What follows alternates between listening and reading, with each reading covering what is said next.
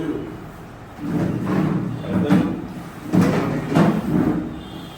అదేవిధంగా తెలుగు భాషకు ఎంతో సేవ చేసిన గారి జన్మ జయంతిని మనం యావత్ ప్రపంచంలో మాతృభాషా దినోత్సవం లేదా తెలుగు భాషా దినోత్సవంగా కూడా మనం జరుగుతుంది. ముందుగా మన సంస్థ ప్రధాన సలహాదారు ఎల్కే గారు, అదేవిధంగా ప్రధాన కార్యదర్శి, అదేవిధంగా శంకర మాస్టర్ వాళ్ళు రిక్వెస్ట్ చేసినంటే వివి రామూర్తి గారికి పూలదండతో సత్కారం తీసుకుంటున్నాం.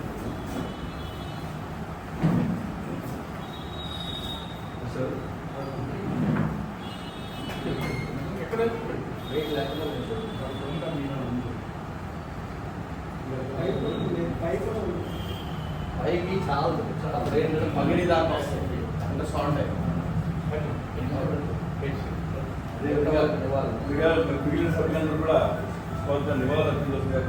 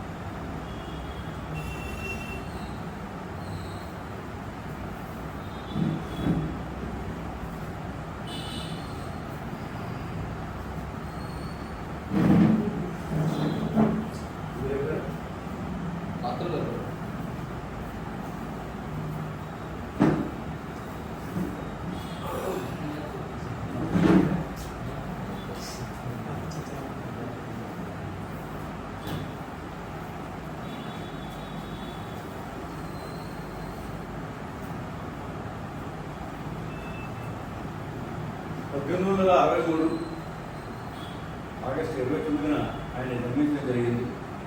శ్రీకాకుళం జిల్లాలో ఆయన జన్మించి ఉన్నత విద్య అభ్యసించిన తర్వాత ఆయన పూర్తిగా ఒక దాన్ని ఏమంటారంటే మన్యం జిల్లాలు అంటారు. అంటే పూర్తిగా కొండ దిగువ ప్రాంతాల్లో ఎక్కువగా ఆయన ఉద్యోగరీత్యా చేయడం వల్ల అక్కడ ఎక్కువగా సవాళ్ళు ఉండేవారు. ఈయన ఉన్నత విద్యాభ్యాసం అభ్యసించిన తర్వాత ఎన్నో గ్రంథాలు మనకి అంటే అన్ని సంస్కృతంలో ఉన్నాయి లేదా గ్రాంధిక భాషలో ఉండేవి చాలా వరకు.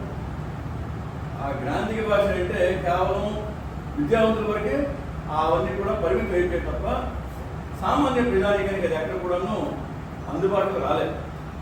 నన్నయ్య తిక్కన్న ఎర్రప్రగడ రామాయణం రచించిన పోతన మహాభారతాన్ని చెప్పినా ఏదైనా సరే ఒక వర్గం వరకే అది అందుబాటులోకి వచ్చింది. తర్వాత వర్గాలు ఎవరికి కూడా అందుబాటులో రాలేదు. అయితే అప్పుడు సమకాలీన పరిస్థితులు అవ్వచ్చు, అప్పుడు జీవన విధానం కావచ్చు. ఆయన ఒక కంకణం కట్టుకున్నారు ఏంటంటే ప్రాచీనంగా మన భారతదేశానికి ఎన్నో వేల సంవత్సరాల నాటి సంస్కృతి ఉన్నది. ఆ సంస్కృత భాషలో ఎన్నో గ్రంథాలు రచించున్నాయి. అవన్నీ కూడా పామరులకు కూడా తెలియజేయాలని చెప్పి ఆయన ఫస్ట్ ఏం చేశారంటే వ్యవహారిక భాషను మొదలుపెట్టారు. ఏదైనా సరే కవి ఏదించారు అంటే కవి వచ్చాడు మన చదువుకున్న వాళ్ళకి అర్థం అవుతుంది. కవి ఏదించారు అని ఒక పదం ఉన్నది. అదే కానీ కవి ఇప్పుడే వచ్చాడు అంటే ఓ కవి వచ్చాడా అర్థం అవుతుంది. అలాగా ఆ భాషలో ఉన్న గొప్పతనాన్ని ఎంతో గొప్పతనం మన సంస్కృత భాషలో గొప్పతనాన్ని ఆయన ఏం చేశారంటే వ్యవహారిక భాషను తీసుకొచ్చారు. దాన్ని ఆంధ్రప్రదేశ్ ప్రభుత్వం కూడాను 2 విధాలుగా పుస్తకంగా పిలిచేది. నేను పీజీ రాశాను. మీరు ఈ దిగువని ప్రశ్నలకు గ్రాంధిక భాషలో కానీ వ్యవహారిక భాషలో కానీ రాయొచ్చండి. గ్రాంధిక భాష అంటే అంతా కూడా సంస్కృతంతో కూడిన పదాలు అంటే మనకు అర్థం కావాలి. వ్యవహారిక భాష వచ్చాడు, రాముడు బాణం కొట్టాడు, రాముడు చనిపోయాడు, విభీషణుడు రాముడు శరణ గురు వచ్చాడు అంటే చాలా ఈజీ పదాలతో చెప్పడం జరిగింది. అటువంటి గొప్ప వ్యక్తి అంటే ఆయన ఒకటే అన్నాడు, నేను సేవ చేసినందుకు మీరు ఏదే చేయాలంటే దయచేసి నా జన్మదినాన్ని నా జన్మదినంగా కాకుండా తెలుగు మాతృభాషా దినోత్సవంగా మీరు గుర్తించని చెప్పడం జరిగింది. ఈరోజు యావత్ ప్రపంచంలో కూడా టీవీలో కూడా చూపించడం జరిగిందని చూశాను. యావత్ ప్రపంచం మన రాష్ట్రం కానీ తమిళనాడులో కూడా ఈరోజు అక్కడ కళాభారతిలో ఇతని జన్మదినాన్ని కూర్చొని తెలుగు మాతృభాష దినం చేయడం జరుగుతుంది. అదేవిధంగా ఒక 2 మాటలు శంకర మాస్టర్ టీచర్ కాబట్టి నాకన్నా బాగా చెప్తాడు. సభకు నమస్కారం. నాకన్నా నీకన్నా బాగా నీ ఉండదు. బేర గారు కూడా చాలా చక్కగా వివరించారు. అతను చెప్పింది మళ్ళీ కొద్దిగా మనం చెప్పుకోవాలి. 1863 ఆగస్టు 29న శ్రీకాకుళం జిల్లాలో ఉన్నటువంటి పర్వతాలపేట అనే గ్రామంలో ఇడుగు వెంకటరామమూర్తి గారు జన్మం. అలాగే జనవరి 20, 1940 దాకా అతను సేవలు అందించి నిర్యాణం చెందారు. తెలుగు మన బేర గారు అన్నట్టు చాలా సంక్లిష్టమైన భాషగా ఉంది. అంటే ఉన్నటువంటి పదాలు కానీ, ఎందుకంటే దాదాపుగా అన్ని భాషలు కూడా సంస్కృతం నుండి గ్రహించబడ్డాయి కాబట్టి ఎక్కువ పదాలు తెలుగులో ఉన్న పదాలన్నీ కూడా అంత సంక్లిష్ట స్థితిలో ఉన్నప్పుడు ఎవరికి అర్థమవని పరిస్థితి ఏర్పడినప్పుడు పూర్తిగా గిడుగు వెంకటరామమూర్తి గారు ఏదైతే ఉద్యోగరీత్యా ఈ శ్రీకాకుళము దాని పరిసర ప్రాంతాల్లో ఉండే కొండ లోయలు అలాంటి ప్రాంతాల్లో కొండ చర్యల ప్రాంతాల్లో ఉద్యోగం చేస్తున్నప్పుడు అక్కడ ఇతను ఆడే మాట అక్కడ ఉన్నటువంటి కొండజాతి ప్రజలకు కానీ సవర్లు అంటారు కదా, అలాంటి వాళ్ళ మీద తెలిసేది కాదు. కాబట్టి అతను చాలా కష్టాలు ఎదుర్కోవాల్సి వచ్చింది. కూడంటే కూడంటే అర్థం అవుతుంది. సో కూకో లెగు వెళ్ళిపోవచ్చిన పెట్టి ఈ మాటలన్నీ చూసి అతను ఏమనుకున్నాడు, నేను కూడా ఈ భాషలోకి వెళ్తే కానీ వీళ్ళతో నేను నా యొక్క ప్రయాణాన్ని ముందుకు సాగించకండి, కొన్ని సంవత్సరాలు ఉద్యోగం చేయాలి. కాబట్టి అతను ఏం చేశారు, తెలుగుని అంతటిని సరళ భాషలోకి తెచ్చారు. దాన్ని అతను వ్యవహారిక భాష అన్నారు.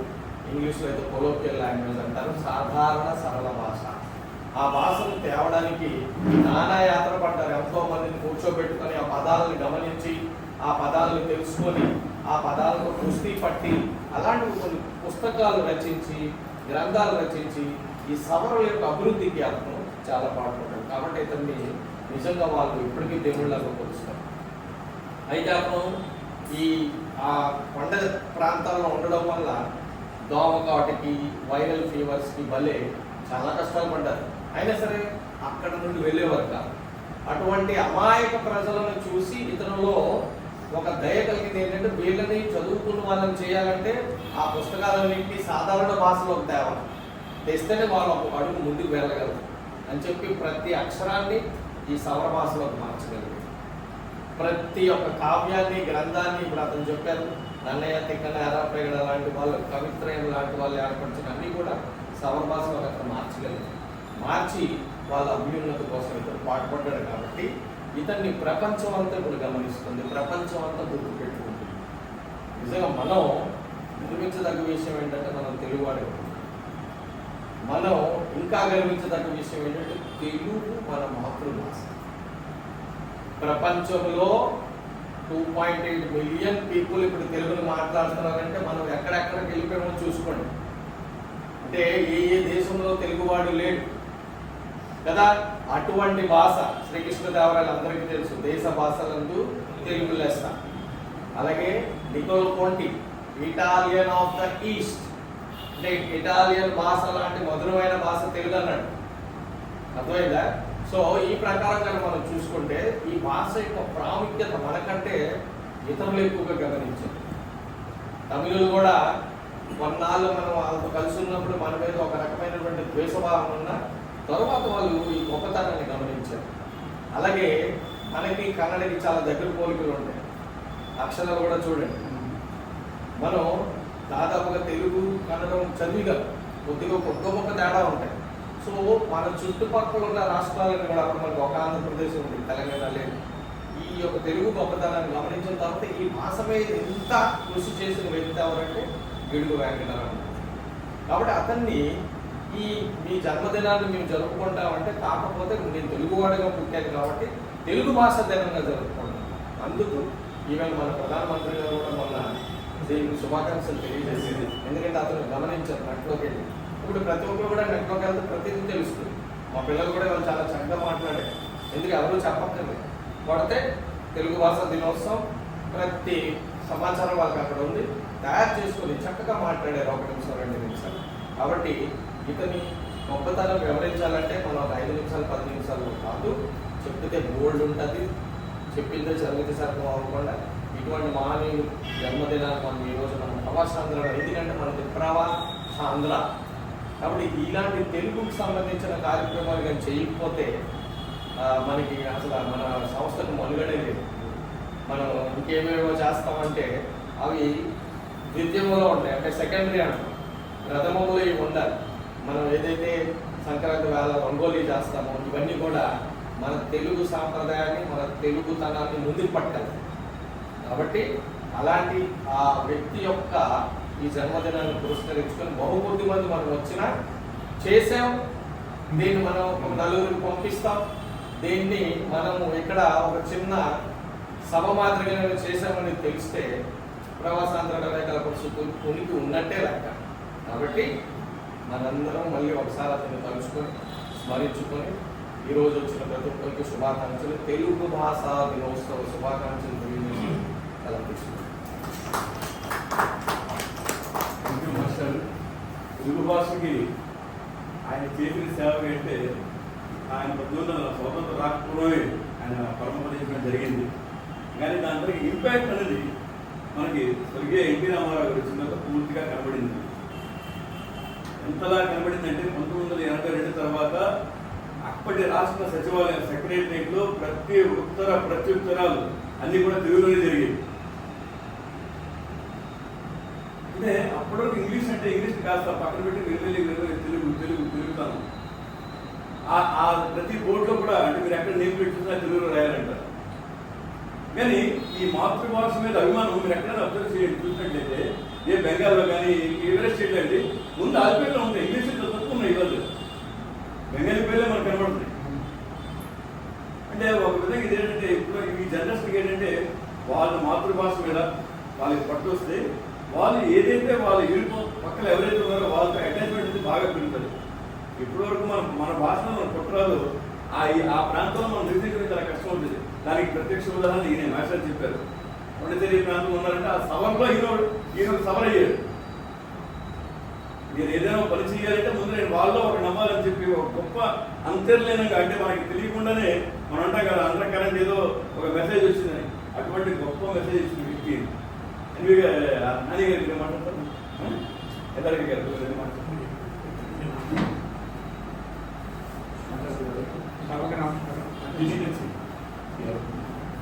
ఈరోజు ఒక మహత్తరమైనటువంటి వ్యక్తి, తెలుగు భాష అభిమాని, తెలుగు భాష ఈరోజు ఇప్పటివరకు వచ్చిందంటే ఫౌండేషన్ అయింది. మన ఆంధ్రాలో కాదు, సవరణ సైడ్ వెళ్ళినట్లయితే తెలుగు రాదండి, వాళ్ళ భాష వేరు.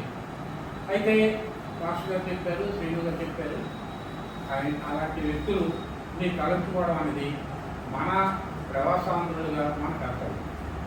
ఇది ఇప్పుడు మనం మర్చిపోకూడదు. అయినా ముఖ్యంగా మనది ప్రవాసాంధ్రులు అంటే మనం ఆంధ్ర ఎక్కడున్నప్పుడు కానీ మన ఆంధ్రులు, ఆంధ్రాలో తెలుగు భాష ఉంది కాబట్టి తెలుగు భాష అభిమానులు మనం. ప్రతి సంవత్సరం కూడా ఇంకా గ్రాండ్గా చేసుకుంటే బాగుంటుంది. మెయిన్ ఆయన భాష కోసం ఎంతో పాటుపడ్డారు. కానీ మన తెలుగు ఆంధ్ర వేరేగా చేయడానికి ఇంకొక ఆయన కూడా చాలా కష్టపడి మన భాషకి మాకు ఒక స్టేట్ ఉండాలి. మనకు మెడ్రస్ లేను, మీరు చిత్రంగా అపాయింట్మెంట్ అయితే మెడ్రస్ లేను, తెలుగు లేను కాదు. అప్పుడు 68 మాట చెప్తున్నాను. అయితే మన సంస్థ ఈ కార్యక్రమం, ఇలాంటి కార్యక్రమాలు ఇంకా ఎన్నో చేయాలని ఆయన కోసం చాలా బాగా చెప్పారు చక్కగా మాస్టర్. ఇంకా చెప్పడానికి ఏం లేదు. మనం తెలుగు వాళ్ళం ఎందుకు కూడా ఈ వెస్ట్ బెంగాల్లో మన సంస్థతో ఉంటుంది. ఈ సంస్థలో ఉండే ప్రతి ఒక్కరికి కూడా మన భాష అంటే అభిమానం ఉండాలి. ఇలాంటి కార్యక్రమాలు చేసేటప్పుడు అందరూ ఇందులో పాల్గొంచుకోవాలి. సురేందర్లో ఒక జనరల్ సెక్రటరీ వచ్చాడు 7:30 ఈ టైం అంటే ఒక్కరూ లేరు. నేననేది ఏంటంటే పనులు ఉంటాయి, మా ఒంట్లో పోలేదు అసలు అక్కడికి మన 2-3 సార్లు ఫోన్ చేశారు. మరి ఇక్కడ ఉంది కాబట్టి ఇలాగే వచ్చాం.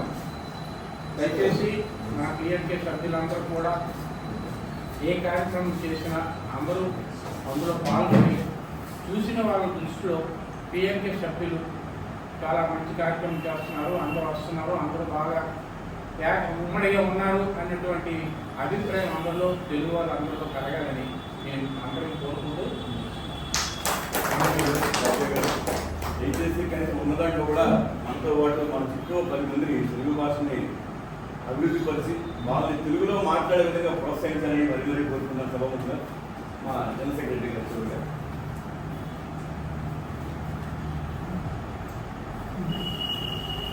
అడ్వైజరీ బాడీ మెంబర్ ఎల్ఆర్టీ గారికి ఇంకా మిగతా ఎగ్జిక్యూటివ్ మెంబర్స్ అందరికీ నమస్కారం.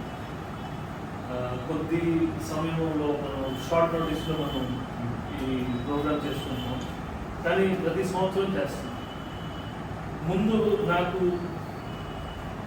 పిఎన్కే తోటి అసోసియేట్ అయిన ముందు గిడుగు రామమూర్తి గారు చాలా మంది కవులు ఉన్నారు, ఎవరు వాడు నాకు తెలియదు, పేరు వినేవాళ్ళు కానీ ఎవరు ఏం చేశారు తెలుగు భాష గురించి.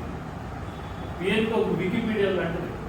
ఇక్కడ ఏంటంటే మంచి మంచి చదువుకున్న వాళ్ళు మాస్టర్ వాళ్ళందరూ ఉన్నారు. మిగతా ఎవరు ప్రతి ఒక్కరు ఏదో ఒక విషయం మీద బాగా మంచి నాలెడ్జ్ వాళ్ళు చెప్పడం, ప్రోగ్రామ్స్ మనం చేయడం మనకి నాలెడ్జ్ వస్తుంది.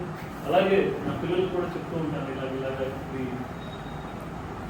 మనం ఏ దేశంలో ఉన్నా కూడా మనకి తెలుగు వాళ్ళకి ఏంటంటే ఒక భాష మీద ఒక పట్టు ఉంది, ఇంకా అభిమానం ఏం లేదు.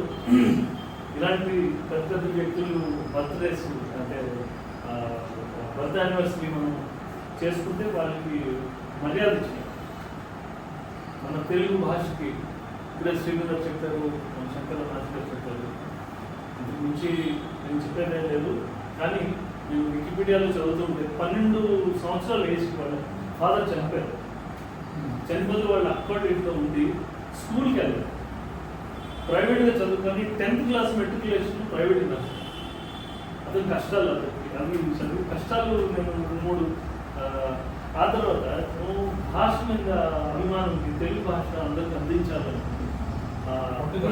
ఆ పట్టుదల ఏంటంటే అక్కడున్న శ్రీకాకుళం ఏరియాలో పర్లాకింగ్, ఆ పర్లాకింగ్ ఏరియాలో సవర ఒక ట్రైబల్ వాళ్ళతో అడవుల్లో ఈ భాషను రీసెర్చ్ చేయాలి కదా, ఒక తెలుగు భాషను ఎలా చేద్దామని ఆ పల్లెటూర్లంతా తిరిగేవారు. ఆ తిరుగుతూ దాంట్లో ఒక మలేరియా, ఆ టైంలో బాగా మలేరియా ఉండేది. ఆ మలేరియా రాకుండా ఒక మెడిసిన్ ఉంది, ఆ మెడిసిన్ ఎక్సెసివ్గా వేసుకొని దానికి చూడొచ్చింది. లాస్ట్ అతను వినపడుతుంది, ఇంకా డెఫ్ అయిపోయింది. ఇవన్నీ వింటూ ఉంటే ఇంకా ఒక మనసు దక్కిపోతుంది. మరి ఇంకా అందరూ వచ్చారు, ఎంత సంతోషం. ఇంకా నా రిక్వెస్ట్ ఏంటంటే కొంచెం టైం మెయింటైన్ చేయాలి. ఇప్పుడు నేను వచ్చేటప్పుడు ఎల్ఆర్కే గారు అప్పుడే ఉన్నారు, ఈ శ్రీను గారు ఉన్నారు. కాబట్టి ఏంటంటే రిక్వెస్ట్ ఏంటంటే కొంచెం అందరికి టైం మెయింటైన్ చేసి వాళ్ళు పెద్దవాళ్ళకి రెస్పెక్ట్ ఇచ్చినట్టు ఉంటుంది. మాస్టర్ గారు వచ్చారు అప్పుడు టైం కొంచెం అందరూ టైంకి వస్తే ఒక సంస్థకి రెస్పెక్ట్ ఇచ్చినట్టు, పెద్దవాళ్ళకి కూడా మనకి రెస్పెక్ట్ ఇచ్చినట్టు ఉంటుంది. కాబట్టి నెక్స్ట్ శ్రీ గారు థ్యాంక్ యూ. అందరికీ చెప్పేది ఏంటంటే తెలుగు భాషని ముందు అంటే చారిటీ బిగిన్స్ పెట్టుకోమంటారు కదా, అంటే మన ఇంటి నుంచి మనమే మొదలు పెడదాం. మన చుట్టుపక్కల మన ఫ్రెండ్స్తో కలిసి అట్లీస్ట్ తెలుగు వాడు కనపడితే తెలుగులో మాట్లాడితే నిజంగా ఆయనకి ఇచ్చిన నివాళి అదే అని నేను మనస్ఫూర్తి అనుకుంటున్నాను. ఎందుకంటే మనకి ఏదో పోలేసో పూలేసో నివాళి అట్లీస్ట్ తెలుగు వాడు కనపడితే మనం తెలుగులో మాట్లాడుకోవాలి. ఇంతకుముందు మీ అందరికీ ఐడియా ఉంటుంది, ఎంబీరావు గారు కలెక్టర్ గారు వచ్చారు ఒకసారి, ఆయన చెప్పారనమాట, మరి తెలుగు ముజే తెలుగు నీ ఆత క్యా కరు అంటే ఆయన తిట్టాడండి. అయితే బోలేగలి సరమన చేయాలి. తెలుగు వాడుగా ప్రతి ఏంటంటే తల్లిదండ్రులే ఇంట్లో పిల్లలు తెలుగు నేర్పించారు, మాట్లాడు అట్లీస్ట్ మాట్లాడు, రాయుడు చదవడం రాకుండా పర్వాలేదు. ఎందుకంటే ఇప్పుడున్న సంస్కార పరిస్థితుల్లో అందరూ కాన్వెంట్లు ఇంగ్లీష్ చదువులను పరిగెడుతున్నారు. కాబట్టి అలా పరిగెట్టినా కూడా కనీసం ఇంట్లో అమ్మ నాన్న మన ఇంకా చాలా వరకు ఆయన మన రిలేషన్స్ కూడా ఆయన ఏర్పాటు చేశాడు. అత్తనే ఉండేది, దానికి మేనత్త మేనరకం ఈ పదాలన్నీ కూడా సింపుల్ అనమాట, విడదీసి తీసుకుని గొప్ప వ్యక్తి అయినా. కాబట్టి ఈరోజు మన పీరిక తరఫున నివాళులు అర్పించినందుకు చాలా గొప్ప విషయంగా చెప్పుకొని అందరికీ ధన్యవాదాలు తెలియజేస్తున్నాం.